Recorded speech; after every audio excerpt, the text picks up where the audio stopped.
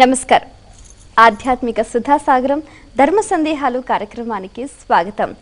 ధర్మో రక్షతి రక్షితః. ధర్మాన్ని రక్షిస్తే ఆ ధర్మం మనల్ని రక్షిస్తుంది. పండుగలు, పర్వదినాలు, ఆనందంలో, ఆపదలో, కష్టంలో, సుఖంలో మనం ఎన్నో రకాల ధర్మాల్ని ప్రతినిత్యం ఆచరిస్తూ ఉంటాం. అయితే చాలా సందర్భాల్లో చాలా రకాల సందేహాలు కలుగుతూ ఉంటాయి, సహజమే. మరి ధర్మాచరణలో ప్రేక్షకులు కలిగిన సందేహ నివృత్తికై ఎంతో శ్రద్ధగా మన ఈ కార్యక్రమానికి ఉత్తరాల ద్వారా, ఈమెయిల్స్ ద్వారా రాసి పంపిస్తున్నారు. వాటన్నిటికీ శాస్త్రీయ సమాధానాలు అందించడానికి మన ముందున్నారు ప్రముఖ ఆధ్యాత్మికవేత్త, రచయిత, కాశీ కవి, శతావధాని శేఖర విద్యా వారిధి, మీ అందరికీ సుపరిచితులైన డాక్టర్ పాలపర్తి శ్యామలానంద ప్రసాద్ గారు.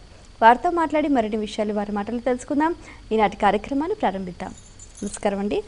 నమస్కారం. సమస్త సన్మంగళాని భవంతు. మొదటి ఉత్తరం చూద్దామండి. ఈమెయిల్ ద్వారా గౌతమ్ రాస్తున్నారు, ఆధ్యాత్మిక సాధనకు మాంసాహార భోజనం అడ్డుగా నిలుస్తుందా, తెలియచేయగలరు అంటూ రాస్తున్నారు. ఆధ్యాత్మిక సాధనకు మాంసాహారం పనికి వస్తుందా పనికిరాదా అనే ఈ ప్రశ్నలో కొన్ని సాంకేతికమైనటువంటి సమాధానాలు ఉన్నాయి. ఒకటి, మనం తీసుకునేటువంటి ఆహారం, ఆహార శుద్ధౌ సత్వశుద్ధి అని చెప్పబడింది. కాబట్టి మనం తీసుకునే ఆహారం ద్వారా మన మనస్సు యొక్క ప్రభావము, దాని వలన మన శరీరం యొక్క ఆరోగ్యము ఇవన్నీ ఉంటాయని చెప్పబడుతోంది. కాబట్టి కొన్ని పదార్థాలు మనం శాకాహారంలో కూడా కొన్ని రకాలైనటువంటి ఆకులు, కాయలు, కూరలు తినటం వలన మనకు ఒక రకమైన అనారోగ్యం వస్తూ ఉంటుంది. ఒకప్పుడు చాలా ఉత్సాహం కలుగుతుంది, ఒక్కొక్కసారి మత్తు ఏర్పడుతుంది, నిద్ర ఏర్పడుతుంది, కొన్ని రకాలైన చర్మ వ్యాధులు లాంటివి వస్తూ ఉంటాయి. ఇటువంటివి కొన్ని ఇబ్బందులు ఆయా పదార్థాల్లో ఉన్నాయనేది వైద్యశాస్త్రం కూడా చెబుతోంది. ఇది మీకు సరిపడదు కాబట్టి మీరు తినకండి అని కూడా చెబుతున్నారు. దాన్ని ఎలర్జీ అనే పేరుతోటి మనం, మీకు ఏది ఎలర్జీనో మీరే చూసుకోండి అని కూడా డాక్టర్లు చెబుతున్నారు. కాబట్టి అది మనకి ఇబ్బంది కలిగించేది మనం తినకూడదు అని. అట్లా ఆధ్యాత్మిక సాధనకు మనకు కావలసినటువంటిది శారీరకమైనటువంటి ఒక తేలికదనం కావాలి. మాంసాహారం తీసుకోవడం వలన రక్త మాంసములు, కొవ్వు, వీటి వలన మనకు ఒక శరీరానికి భౌతికమైన శ్రమ చేయడానికి వాటికి శక్తి లభిస్తుంది. కానీ ఆధ్యాత్మిక ధ్యానానికి కావలసినటువంటిది దానికి వ్యతిరేకత ఏర్పడుతుంది. మనకి నిద్ర ఏర్పడటం కానీ, శరీరంలో కండలు బరువు పెరగటం వలన ఇత్యాది ఇబ్బందులు ఏర్పడతాయి. కాబట్టి వీలైనంత వరకు అసలు ఉపవాసమే చెప్పబడుతుంది. ఆధ్యాత్మిక సాధనలో తక్కువ ఆహారం తీసుకోవాలి. ఆ తీసుకునే ఆహారం కూడా శాకాహారం అయినప్పుడు, తేలికైన ఆహారం అయితే మన జీర్ణకోశానికి ఎక్కువ శ్రమ పెట్టకుండా ఉంటుంది. దానివల్ల మనకు నిద్ర రాకుండా ఉంటుంది. ధ్యానం చేయడానికి, తపస్సు చేయడానికి, సాధన చేయడానికి అన్నిటికీ వీలవుతుంది. అందువలన ఎప్పుడో ఇతర యుగాలలో జరిగింది కదా అని, అంటే మనకు చెప్పేటువంటి ధర్మశాస్త్ర గ్రంథాలు కానీ వాటిల్లో పూర్వకాలంలో రాముడు మాంసాహారం తిన్నాడా లేదా, రామాయణంలో తిన్నట్లుగా ఉంది, ఇవన్నీ చెబుతూ ఉంటారు. ఆయన తినకూడదని కానీ, నేను శాకాహారిని కానీ ఆయన ఎక్కడా చెప్పలా. కాబట్టి ఆ రోజుల్లో ఋషులు తిన్న, రాముడు మొదలైనటువంటి అవతారమూర్తులు తిన్నప్పటికీ ఇది అప్పటి శరీర ధర్మాన్ని బట్టి, ఆ యుగాన్ని బట్టి అప్పుడు అట్లా సాగింది. కాబట్టి అప్పుడు పితృకార్యాల్లో కూడా పితృదేవతలకు కూడా మాంస నైవేద్యం పెట్టినట్లు ఇటువంటి ఉన్నాయి. అంత మాత్రం చేత ఇప్పటి కాలాన్ని బట్టి, ఇప్పటి యుగ ధర్మాన్ని బట్టి ఇప్పుడు మన మహర్షులు మనకు చెప్పింది ఆహారం ద్వారా మనకు మన ప్రవర్తనలో మార్పులు చేర్పులు జరుగుతూ ఉంటాయి. కాబట్టి మనం మాంసాహారం తినటం ఆరోగ్యానికి మంచిది, తినకూడదని ఎవరు చెప్పారు, తినకూడని వాళ్ళే ఆధ్యాత్మిక సాధన చేయాలా అనేది వేరే భావాలతో కాకుండా ఆ పదార్థం మన శరీరంలోకి వెళ్ళడం వలన మన ఆధ్యాత్మిక సాధనకు అది ఇబ్బంది కలిగిస్తుందనే భావాన్ని గ్రహించి మాంసాహారులైన వీలైనంత వరకు మాంసాహారం తీసుకోకుండా ఉంటే ఆధ్యాత్మిక సాధనకు వారి శరీరం ఇంకా ఎక్కువగా సహకరిస్తుంది. శరీరమాద్యం ఖలు ధర్మ సాధనం అన్నారు. కాబట్టి మనం శరీరాన్ని ఆ విధంగా పోషించుకోవాలి. మరో ఉత్తరంలో వారి సందేహం చూద్దామండి. తెనాలి నుంచి సత్యనారాయణ రాస్తున్నారు, భార్య గర్భవతిగా ఉన్నప్పుడు భర్త క్షురకర్మలు చేసుకోకూడదా, తెలియచేయగలరు అంటూ రాస్తున్నారు. భార్య గర్భవతిగా ఉన్నప్పుడు భర్త క్షురకర్మలు చేయవచ్చునా చేయకూడదా అనేటువంటిది ఇది మనకు ధర్మశాస్త్రం చెప్పినవి కొన్ని అయితే, కొన్ని ప్రాంతీయ ఆచారాలు, కొన్ని దేశాచారాలు, కొన్ని కాల ఆచారాలు, ఇట్లా వాటిల్లో ఈ ఆచారములలో కొన్ని భిన్నతలు ఉన్నాయి. ఒక ప్రాంతంలో లేకపోతే కొన్ని కులాల వారు పాటించినవి మరి కొన్ని కులాల వారు పాటించరు, దాన్ని కులాచారము అంటారు. ఒక ప్రాంతం వారు చేసినవి మరొక ప్రాంతం వారు చేయరు, వాటిని దేశాచారములు అంటారు. ఒకప్పుడు ఒక కాలంలో జరిగినవి ఈ కాలంలో, ఇప్పుడు అందరూ కూడా ఈశాన్యంలో ద్వారాలు పెట్టడం అనేది ఇప్పటి వాస్తు సిద్ధాంతం అయితే, పూర్వం ఈశాన్యంలో పెట్టకుండా ఇంక కొంచెం పక్కకి జరిపి పెట్టడం అనేది ఇదివరకటి పాత ఇళ్ళు చూస్తే మనకు అట్లా కనిపిస్తూ ఉంటుంది. ఇటువంటి మార్పులు జరుగుతూ ఉంటాయి. అందువలన పూర్వం భర్త భార్య గర్భవతిగా ఉన్నదనే విషయం తెలియటానికి, ఆ విషయంలో లోకానికి వాళ్ళకి ఒక అశౌచం ఏర్పడుతుంది. 6వ నెల నుంచి కూడా గర్భవతి శరీరంలో ఆ శిశువుకి సంపూర్ణమైన అవయవములు ఏర్పడటం, వాటితోటి ఆ శిశువు ప్రసవం అయ్యే వరకు కూడా వారికి ఒక అశౌచం ఏర్పడుతుంది, ఒక మైల ఏర్పడుతుంది అని. ఆ సమయంలో ఈ క్షురకర్మ చేసుకోకూడదు, ఆ తర్వాత చేయవలసి ఉంటుంది అనే ఉద్దేశంతో భర్త క్షురకర్మ చేసుకోకుండా ఉండటం అనే ఒక నియమం ఏర్పడింది. ఆ విధంగా దానిని పాటించటం శాస్త్రీయంగానే, అంటే ధర్మశాస్త్రం మనకు చెప్పినట్లుగా భావించి ఆ ఆచారం పాటించడం వలన భార్య విషయంలో జాగ్రత్తగా ఉండటానికి కానీ వీటన్నిటికీ పనికొస్తుంది.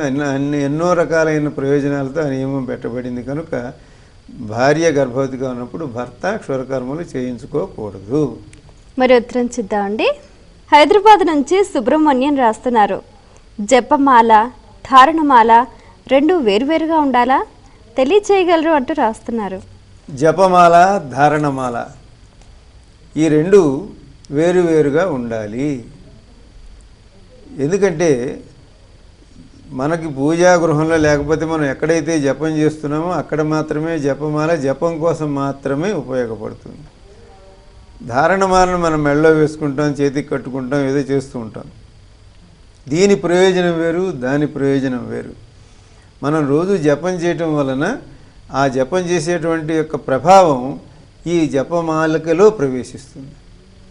కనుక దానికి వేరే ఏ రకమైన మడి మైలలు సోకకుండా ఉండాలి. మనం మెడలో ధరించినటువంటివి మనం వీధుల్లో తిరిగేటప్పుడు కానీ బయట కానీ ఎక్కడ కానీ మనం చేసే వ్యవసాయ వృత్తి వ్యాపారాదులు వీటన్నింటిలోనూ కూడా ఇది పాలు పంచుకుంటూ ఉంటుంది.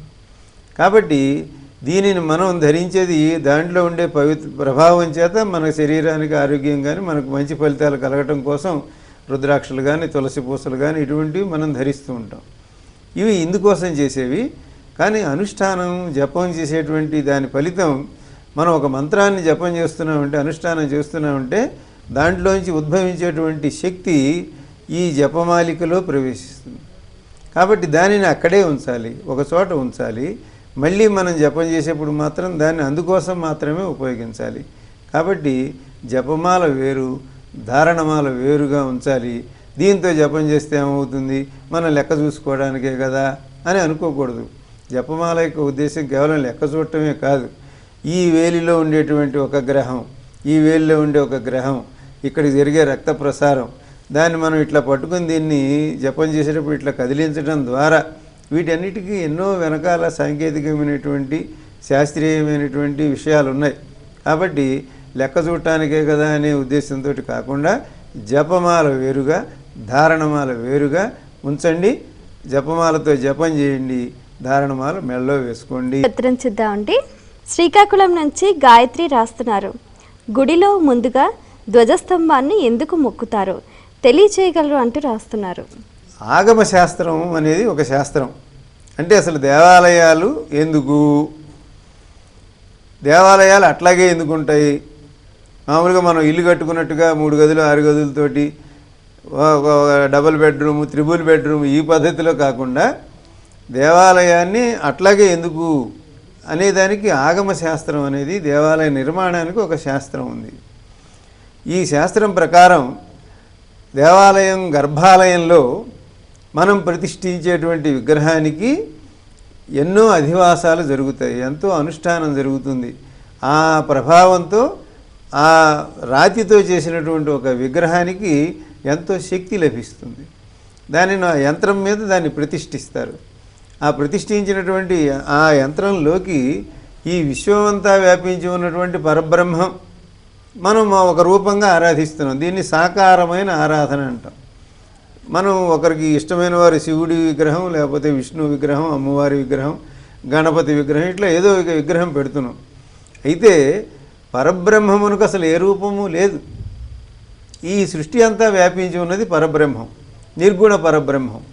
దానికి మనకు ఒక ఏకాగ్రత కుదరటం కోసం సగుణ పరబ్రహ్మంగా ఒక పేరుతో ఆరాధిస్తున్నాం. అందులోకి ఈ శక్తిని అంతటిని మనం రాణిస్తున్నాం. గర్భ ఆలయానికి పైన గోపుర నిర్మాణం పైన ఉండేటువంటి కలశం అది కోణంగా ఉండి ఈ విశ్వమంతా వ్యాపించి ఉన్న ఆ శక్తిని ఆ కలశం ద్వారా లోపల ఉండే విగ్రహం పైకి రప్పిస్తూ ఉంటుంది. అదేవిధంగా అది ఎంత పరిధిలో ఉండాలి, ఎన్ని ప్రాకారాలు ఉండాలి, ఈ ఆలయం అంతా కూడా భగవంతుడు మనం ఏ దేవాలయాన్ని నిర్మిస్తున్నామో ఆ దేవాలయంలో స్వామివారు ఇప్పుడు విష్ణువాలయం అయితే విష్ణుమూర్తి నిద్రించినట్లుగా, ఆయనకి గర్భాలయం శిరస్సు అయినట్లుగా ఇట్లా చెబుతూ ఆ దానిని ధ్వజస్తంభం నిలువుగా చూపిస్తుంది. కాబట్టి లోపల ఉన్నటువంటి స్వామివారు ఇక్కడ ధ్వజస్తంభం పైన నిలువుగా ఉన్నట్లు. ఈ మనం శ్రీచక్రాన్ని భూచక్రము, మేరుచక్రము అని రెండు రకాలుగా ఎట్లా ఆరాధిస్తామో అదేవిధంగా దేవాలయ నిర్మాణం భూచక్రంలాగా ఇట్లా వ్యాపించి ఉంటే, అంటే గాలిగోపురం నుంచి గర్భాలయం వరకు ఈ మధ్యలో ఉండేటువంటి ధ్వజస్తంభం ఇది కూడా శక్తిని స్వీకరిస్తూ ఉంటుంది. అందుకని ధ్వజస్తంభ ప్రతిష్ఠ చేసేటప్పుడు కూడా ఈ జరగవలసినటువంటి ఒక ప్రత్యేకమైనటువంటి కర్రతోటి లేకపోతే శిలతోటి దాన్ని నిర్మించటము, వీటన్నిటి వలన ధ్వజస్తంభం నుంచి మనం ప్రారంభించి ఆ స్పర్శతోటి ప్రదక్షిణ చేసి గర్భాలయంలో స్వామి దర్శనానికి వెళ్ళటం అనేది ఆగమశాస్త్రం చెప్పేటువంటి దైవ స్వరూపం. కనుక తప్పకుండా మనం దానికి ధ్వజస్తంభాన్ని కూడా దర్శించి రావాలి.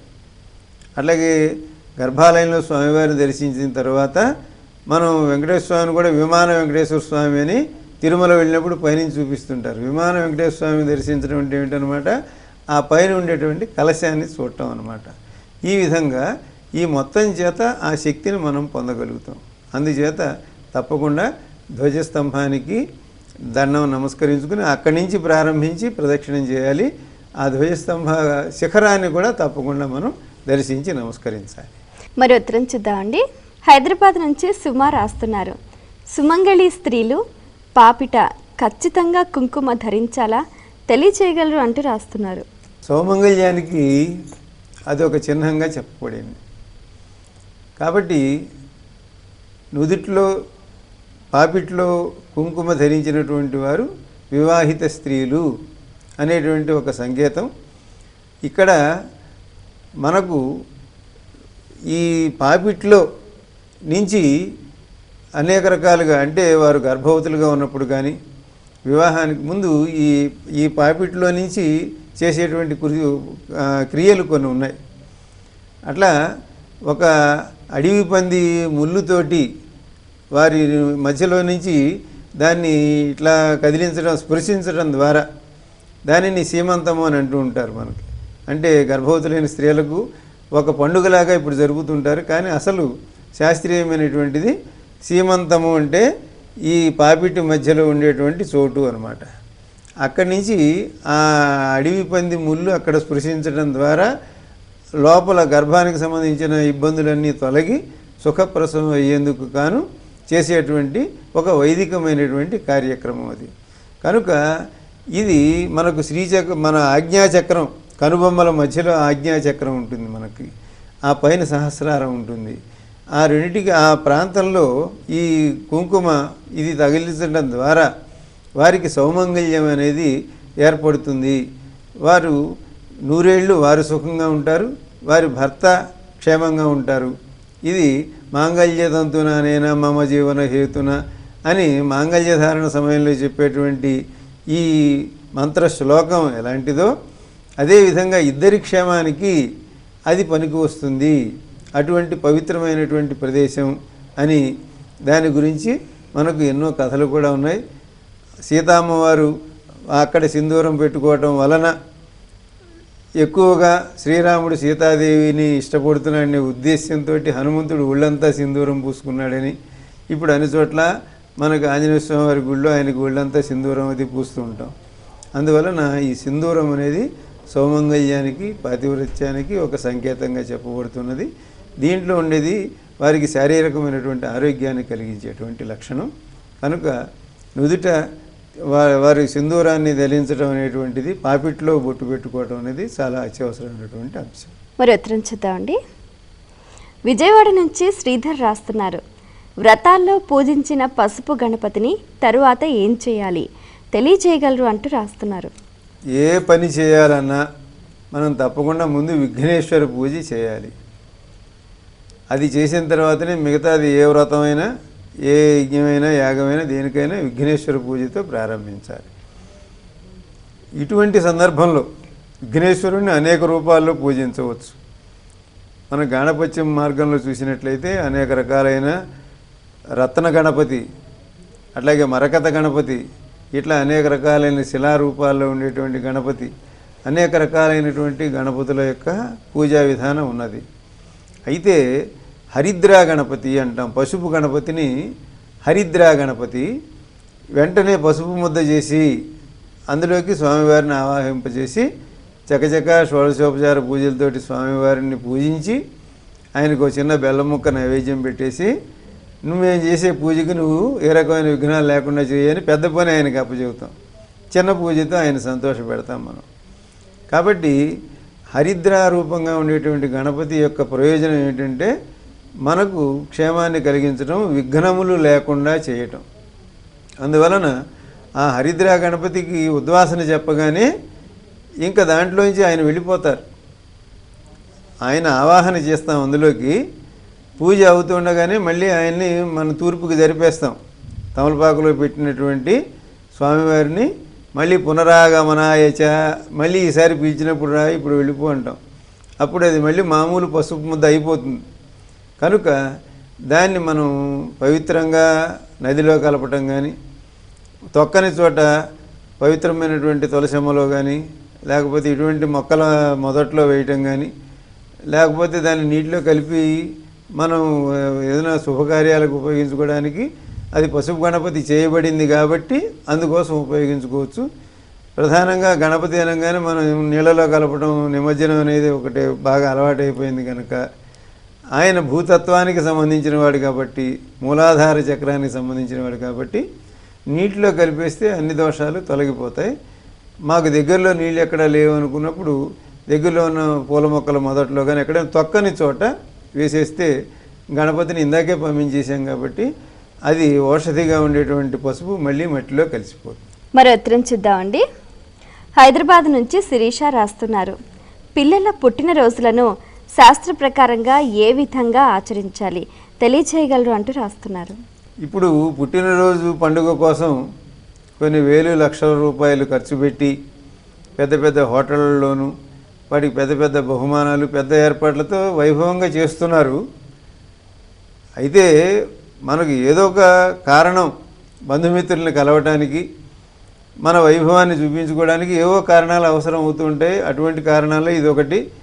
పిల్లలు పెద్దల యొక్క పుట్టినరోజు పండుగ అనేది ప్రముఖమైన వారైతే ఆ పండుగ మనకి పుట్టినరోజు పండుగ గుర్తుంటుంది. అక్టోబర్ 2 గాంధీ గారి పుట్టినరోజు, నవంబర్ 14 నెహ్రూ గారి పుట్టినరోజు, ఇట్లాంటివి గుర్తుంటాయి. మనకైతే మన పుట్టినరోజు మనకే గుర్తుండదు. ఎవరైనా గుర్తు చేస్తే, అమ్మ నాన్న చెప్తే ఇవాళ నీ పుట్టినరోజు అని చెప్తే దాన్ని బట్టి గుర్తుండే విధంగా మనకి మనం మన కర్తవ్యాన్ని తెలుసుకోవడానికి, మనకి ఇన్నేళ్ళు వచ్చినాయి, ఇంకా ఇన్నేళ్ళు మనం బతకే అవకాశం ఉంది కాబట్టి ఈ లోపల మనం చక్కబెట్టవలసిన పనులు, సరిచేయవలసినవి, ఇప్పటివరకు మనం చేసిన తప్పులు ఏమన్నా ఉంటే సరి చేసుకుని ఒప్పులు, ఇక ముందు ఏమేం చేయాలో ఇటువంటి ప్రమాణాలు, ప్రతిజ్ఞలకు ఈ పుట్టినరోజుని ఒక పద్ధతిగా పెట్టుకోవాలి. మామూలుగా శాస్త్రీయంగా చేయవలసింది ఏమిటంటే, మనం ఏ తిథి నాడు జన్మించామో అది మనం ఇప్పుడు తారీఖు లెక్క ప్రకారం చూస్తున్నాం. మనం చూసుకోవాల్సింది ఏంటంటే మన తెలుగు సంవత్సరాల ప్రకారం మనం ఏ మాసంలో పుట్టాం, ఏ తిథి నాడు పుట్టాం అది చూసుకోవాలి. అది చూసుకుని ఆ మాసంలో ఆ తిథి నాడు మన పుట్టినరోజు. కాబట్టి నేను శ్రావణ మాసంలో శుద్ధ దశమి నాడు పుట్టాను అనుకోండి. ఆ రోజున కావలసినటువంటి దైవ దర్శనం చేసుకోవాలి. అట్లాగే ఆ రోజున ఉన్నటువంటి గ్రహాలకు అనుష్ఠానం చేయటం, జపం చేయటం, ఇవి ప్రధానంగా ఇవన్నీ ఎవరు చేస్తారండి అని కాబట్టి దైవ దర్శనం చేసుకోవటం, పొద్దున్నే దైవ దర్శనం చేయటం, పెద్దలకు నమస్కరించటం, పెద్దలకు పూజ చేయటం, తల్లిదండ్రికి నమస్కరించడం, ఇది ప్రధానం. ఆ తర్వాత జరిగేటువంటి వేడుకలన్నీ కూడా మనం వైభవంగా చేసుకునే సదస్య రూపమైనటువంటివి అన్నమాట. మనం చేసే వైదిక కార్యక్రమాలన్నిటికీ సదస్యం అనేది ఒకటి ఉంటుంది. అంటే పూజా పునస్కారములన్నీ శాస్త్రీయంగా చేసిన తర్వాత బంధుమిత్రులతో కలిసి పంచుకునేటువంటి దాన్ని సదస్యం అని అంటాం. అంటే పెద్దలు వచ్చి ఆశీర్వదిస్తారు, అప్పుడు పండితులు వచ్చి ఆశీర్వదిస్తారు, బంధుమిత్రులందరూ వస్తారు, లౌకికమైనటువంటి కార్యక్రమంగా ఉంటుంది. అట్లా పుట్టినరోజుని వైదికమైన లౌకికమైన 2 భాగాలుగా చేసినట్లయితే అట్లా చాలా పనులు మనం లౌకికంగా చేస్తున్నాం, వైదికంగా మర్చిపోతున్నాం. ఇప్పుడు గర్భవతులకు చేసేటువంటి సీమంతం మొదలైనటువంటివి కూడా వైదికంగా చేసి తర్వాత లౌకికంగా చేయాలి. అంతేగాని ఆ రోజు ఆమెకి తీసుకెళ్ళి ఎన్ని స్వీట్లు ఇచ్చాం, ఎన్ని గాజులు ఇచ్చాం, ఇవన్నీ పెద్ద పండుగగా చేస్తున్నారు, పేరంటంగా చేస్తున్నారు. దానికి ముందు వైదికమైన కార్యక్రమం జరగటం వారికి ఆరోగ్యం కోసం, క్షేమం కోసం చెప్పినటువంటిది. అట్లాగే ఈ పుట్టినరోజు నాడు మనకు రాబోయే కాలం ఆరోగ్యంగా క్షేమంగా గడవటం కోసం మనం ఆ తిథి నాడు దైవ దర్శనం చేసుకోవటం, దైవ పూజా పునస్కారములు, అభిషేకం లాంటిది, ఈశ్వరాభిషేకం చేత అన్ని దోషాలు తొలగిపోతాయి. కాబట్టి అభిషేకం చేసుకోవటం, సత్యనారాయణ వ్రతం లాంటిది చేసుకోవటం, మనకంటే పెద్దలకు, తల్లిదండ్రులకు, తాత నాయనమ్మలకు, అటువంటి వారికి అందరికీ నమస్కారం చేయటం, ఇటువంటి వాటి ద్వారా నిజమైన పుట్టినరోజు జరుపుకున్నట్టు అవుతుంది. అప్పుడు వైదిక లౌకికములు 2 ఉంటాయి. అది నిజంగా మనం పుట్టినరోజు జరుపుకోవాల్సినటువంటి పద్ధతి. చాలా సంతోషం అండి, మీ సమయాన్ని కేటాయించి మా ప్రేక్షకుల ధర్మ సందేహాలకు శాస్త్రీయ సమాధానాలు అందించినందుకు ధన్యవాదాలు. నమస్కారం. ధర్మస్య జయోస్తు, సందేహస్య నాశోస్తు.